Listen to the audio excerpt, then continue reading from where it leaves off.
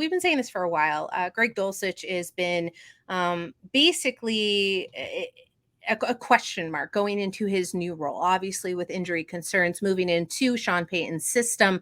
I've called him the prototype tight end just because I think he fits really well into Sean Payton's system. Sean Payton has called him the new Joker, of the team, of this offense. How do you feel about that moniker? What does that moniker mean to you? And how do you think he's going to fit in to the Sean Payton offense moving into this new season? Joey, I'm going to start it off with you. Yeah, I just trust Sean Payton's vision pretty much. It's going to be my answer here, guys. Like Sean Payton, he's one of the best coaches in the NFL, especially on that offensive side of the ball. If he has a vision for Greg Dulcich in a certain role, I'm going to believe him in it. And I think that Greg Dulcich does fit this role well. My thing is like this whole offseason, it felt like the Broncos were looking for a tight end, and a lot of people were skeptical of, hey, are they looking to replace Greg Dulcich? Is Sean Payton not a big Greg Dulcich guy? The real answer, and this does tell you that, is that no, they just envision him for a different role. That's what it is. They just envision him in a different role than your prototypical inline tight end. I think that Greg Dulcich is in for a big year if everything goes correctly. Not even if everything goes correctly. I think Greg Dulcich is just in for a pretty big year here for the Denver Broncos. So I'm very much excited for it. Trust Sean Payton, guys. He's proven it. He has the track record. There's no reason to be skeptical of a Sean Payton decision on that offensive side of the ball. If somebody can come up with one, please let me know. The guy is almost flawless, putting people in the right position offensively. So shout out to him. I think that Greg Dulcich will do well.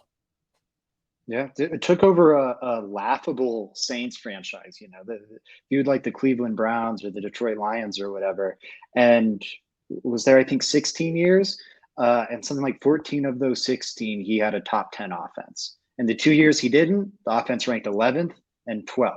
So, like to Joey's point, he knows what he's doing on that side of the ball. This is huge for me. This is, I think, one of the bigger pieces of offseason news we've gotten to cover on this show, especially if Payton holds to his word, because it means big things for Greg Dulcich here. Shoot, I'm navigated, or I have the quote open on my phone. Sorry, that's where I have it. He said, the Joker player for us is not a receiver.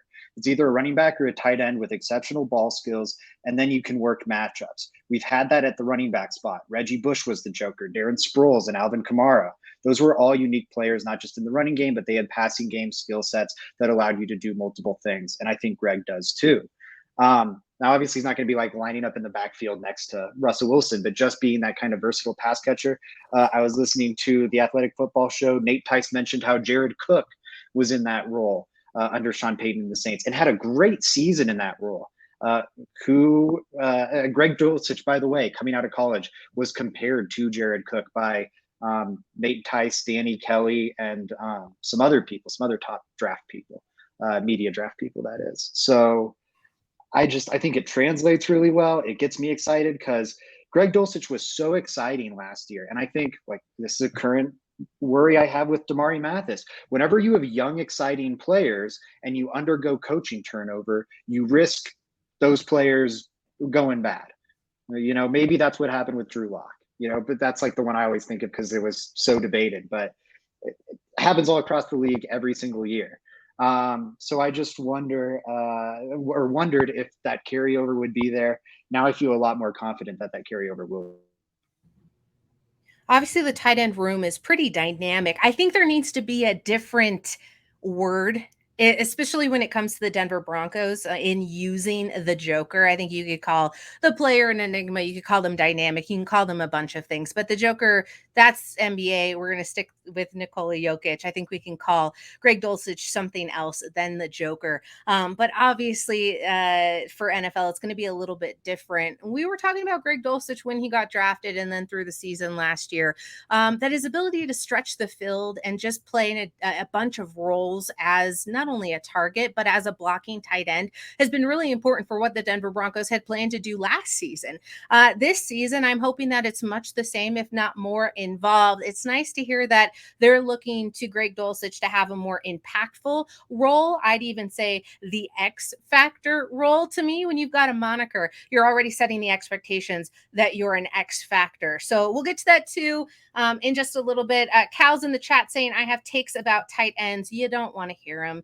They're just absolutely asinine. And so we're going to leave them there in the chat. If you'd like to join the chat as well and comment along with us, Mile High Sports YouTube or Facebook, we'll highlight them, possibly, potentially, unless they're bad takes about tight ends, then we don't want to hear them.